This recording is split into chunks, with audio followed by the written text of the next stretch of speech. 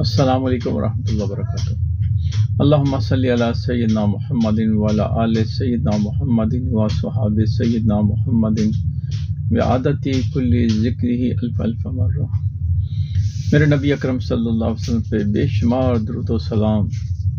یا رب العالمین تمام امت محمدیہ کے اوپر اپنا خصوص بالخصوص اپنا کرم اور رحم اور فضل فرما، اور ظاہر اور باطن پاک فرما دے، دین اور دنیا آسان فرما دے، اول اور آخر بہتر فرما دے، اور روح کو روحانیت نصیب فرما، قلب کو منور فرما دے، دماغ کو اعلیٰ سوچ حضرت صدیق اکبر تبع تابعین جیسی عطا فرما، اور کرم اور رحم سے نواز دے، آمین یا رب العالمین۔ تو پھر بھی آج جو میں نے اس کا لے کے حاضر ہوا ہوں وہ ہے ترش ڈکاروں کا آنا، پیٹ میں ہوا کا گولا بننا، اور خارش رہنا،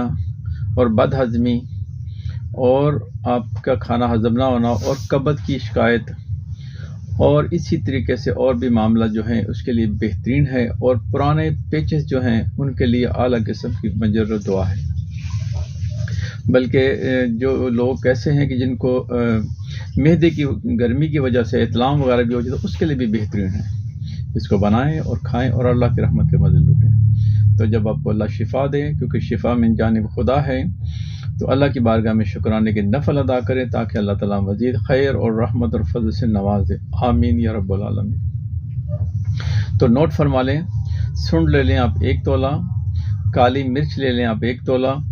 فلفل دراز لے لیں آپ 1 تولہ، اور نشادر ٹھیکری لے لیں آپ 1 تولہ، اور پودینہ لے لیں آپ خشک پودینہ 2 تولہ،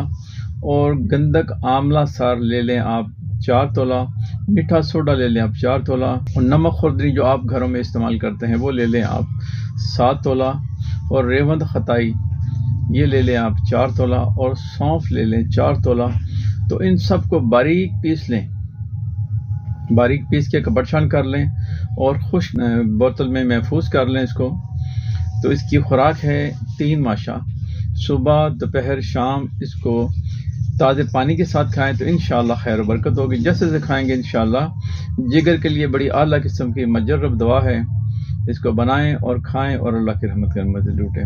یہ ہر گھر میں ہونی چاہیے، یہ بد ہضمی سے لے کے پھارے تک، باؤ گولے تک یہ ختم کرتی ہیں۔ السلام علیکم ورحمۃ اللہ وبرکاتہ۔